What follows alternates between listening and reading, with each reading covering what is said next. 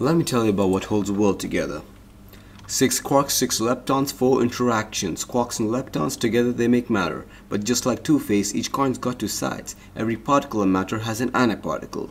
Antiquarks, antileptons, 6 and 6, they make up antimatter. Annihilate corresponding matter. Got that? Good. Let's go. Let's talk about quarks, not the kind of wine bottles. That's a bad joke. Let me try that again.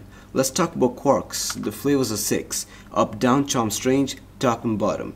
Each quark's got an antiquark, as I mentioned before, but they also got electric charge galore. Up, charm, top got +2/3, down, strange, bottom got -1/3. It's a lot to take in just one sitting, so just take a breather. You'll get there eventually. You see, the universe is made of mostly up and down, but top's the heaviest, up and down the lightest, which brings us to composite particles. They're made of quarks and they're called hadrons. Got two kinds, that's baryons and mesons. Baryons come in threes, quark, quark, quark. Here's an example, up, up, down. You can do the math, the charge is +1. Boom, you got a proton, or an H plus ion. Let's move on. Mesons are made of QQ bar. By the way, that bar means we're talking about an antiquark. Such as B meson, that's UB bar. I mean, you can't be a meson. Or you could be. I'm not racist or anything. And that's the end of quarks. Let's move on to leptons. Now you might be wondering, I've talked about protons and you may have worked out what are neutrons. But what about electrons? Where do they fit in? Aren't they made of quarks? Well, here's the thing. Electrons are leptons. Their antis are positrons. Along with them, they got tau and muons. Both negatively charged, but muons are the heaviest. And among these three, electrons are the lightest. Next, hold up.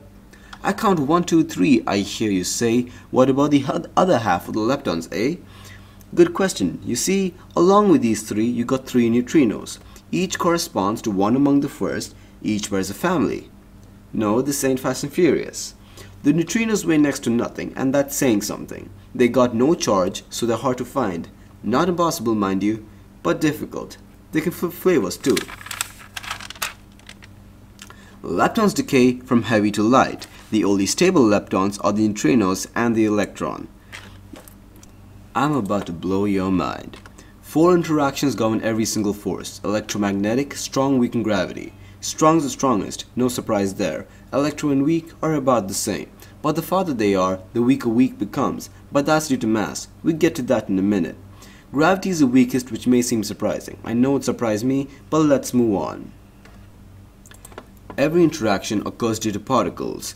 You thought you escaped? Now we're just beginning. They're called force carriers, and when they're exchanged, the force is applied. Simple enough. Electromagnetic is carried by the photon. Not Cameron, Britain. I don't know where I'm going with this. Let's get back on track. The photon travels at the speed of light, see? Another pun. I'm sorry. The photon is exchanged between particles with charge. Like charges repel, unlike charges attract. Seems pretty simple, but it's very important. It's why you can't walk through walls or fall through your chair. EM force is also why molecules exist. Residual EM force is the term used to describe the interactions between charged parts of different atoms. In other words, protons of one atom interact with the electrons of another atom, and the atoms bind together this way to form molecules.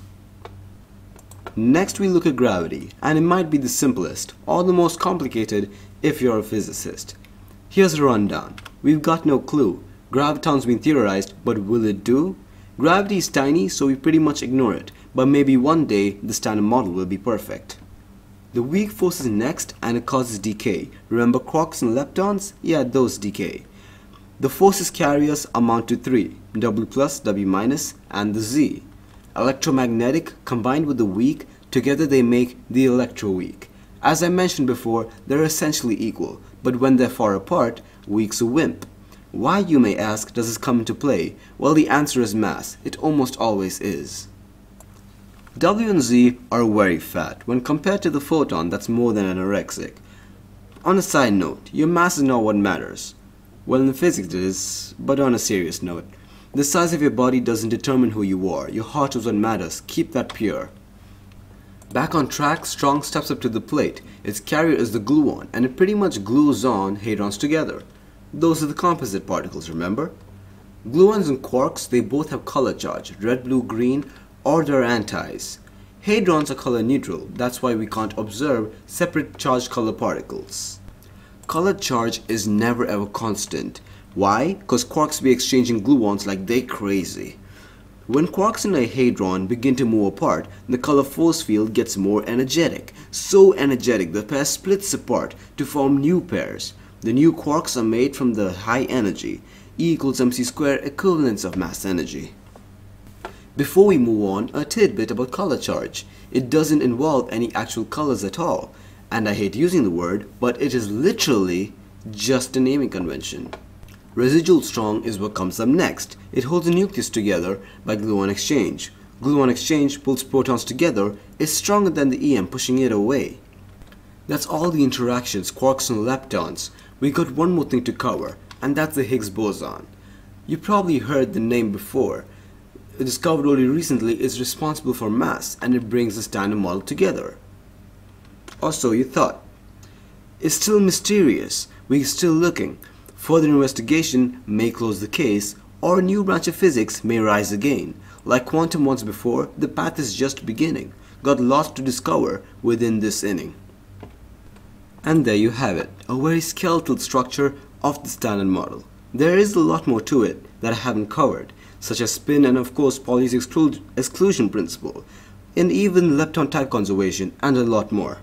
I repeat once again that it isn't perfect. We have a grand aim for a grand unified theory, combining all of physics into one massive theorem. One day, one day. Good luck to you all, and I hope you had a blast. Have a great day, and wear a smile that lasts.